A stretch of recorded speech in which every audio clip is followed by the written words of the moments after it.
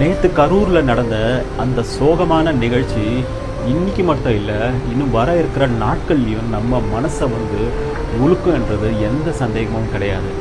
யார் மேலே இதை குறை சொல்கிறது, யார் மேலே இது பழி போடுறதுன்றது இது இப்போ முக்கியம் கிடையாது. இனிமேல் நடக்க போகிற எந்த ஒரு கூட்டமாக இருந்தாலும் சரி, அது டிஎம்கே கூட்டமாக இருந்தாலும் சரி, அது விஜய் கட்சியோட கூட்டமாக இருந்தாலும் சரி, குறைஞ்சபட்சம் உங்கள் குழந்தைங்களை கூட்டிகிட்டு வராதீங்க.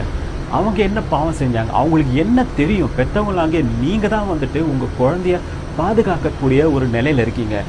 எப்படி நீங்கள் இப்படிப்பட்ட ஒரு கூட்டம் வரும்னு தெரிஞ்சக்கப்புறமும் இத்தனை குழந்தைங்க பார்த்தீங்கன்னா உயிரிழந்திருக்கு. அதில் எத்தனை பேர் டாக்டர்களாகவோ, எத்தனை பேர் உயர் அதிகாரிகளாகவோ ஆக வேண்டிய அந்த பிஞ்சு குழந்தைங்களோட உயிர் இன்னைக்கு இல்லை. இது யார் மேலே குறை சொல்கிறது? ஒரு நல்ல திறந்த வெளியில் தான் இந்த கூட்டத்தை நடத்தணும். இது ஒரு பெரிய நடிகரோட கூட்டம் மிக அதிகமாக வரும், அதனால் இவங்களுக்கு பெரிய இடம் தான் கொடுக்கணும், இந்த குறுகிய இடம் கொடுக்கக்கூடாதுன்னு அரசாங்கம் தவற விட்ட இந்த செயலா, இல்லை விஜய் கட்சியில் அவங்களோட தொண்டர்களே ஒரு வாலண்டியர் மாதிரி செயல்பட்டு மக்களை கண்ட்ரோல் பண்ணி இந்த மாதிரி சம்பவங்களை நடக்க விடாமல் தடுத்திருக்கலாம். இனிமேல் நடக்கிற எந்த எலெக்ஷன் கேம்பெயினுக்கும் பார்த்தீங்கன்னா ரோட் ஷோ அலோவ் பண்ணக்கூடாது. ஒரு தீவுத்திடல் மாதிரி ஒரு பொது இடத்துல நிறைய ஜனங்கள் கூடினாலும் மக்களுக்கு ஆபத்து வராதுன்ற கருதக்கூடிய ஒரு இடத்துல தான் எந்தவித மீட்டிங்காக இருந்தாலும் எலெக்ஷன் கேம்பெயினாக இருந்தாலும் அங்கே நடக்கணும்.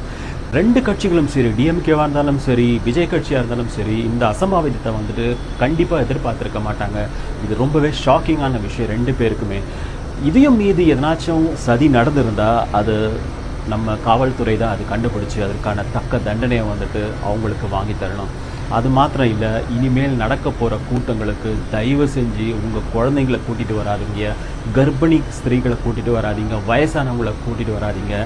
பொதுவாக இந்த மாதிரி 30,000-40,000 பேர் கூடுற ஒரு கூட்டத்துக்கு எந்த போலீஸ் டிபார்ட்மெண்ட்டாலையும் முழு பாதுகாப்பு தர முடியாது. ஏன்னா அந்தளவுக்கு கட்டுக்கடங்காக கூட்டத்தை எப்படி ஒரு எண்ணிக்கையில் குறைவாக இருக்கிற போலீஸால் பாதுகாக்க முடியும்?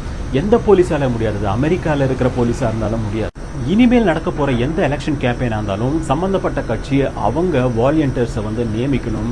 போலீஸோடு சேர்ந்து ஒத்துழைச்சாதான் இந்த மாதிரி அசம்பாவிதங்கள் நடக்காமல் தடுக்க முடியும். அது மாத்திரம் இல்லாமல் இனி ரோட் ஷோவில் எலெக்ஷன் கேம்பெயின் பண்ணக்கூடாது. ஒரு பெரிய தீவுத்திடலில் மக்களுக்கு பாதுகாப்பான இடங்களில் தான் இந்த மாதிரி ஷோஸ் நடத்தப்படணும். முன்னமே சொன்ன மாதிரி குழந்தைங்க, கர்ப்பிணி பெண்கள், வயசானவங்க அலௌட் இல்லைன்னு ஸ்ட்ரிக்டாக கவர்மெண்ட் ஒரு ரூல்ஸ் கொண்டு வரணும். இப்படிலாம் நடந்துச்சுன்னா இந்த மாதிரி அசம்பாவிதங்கள் நடக்காது.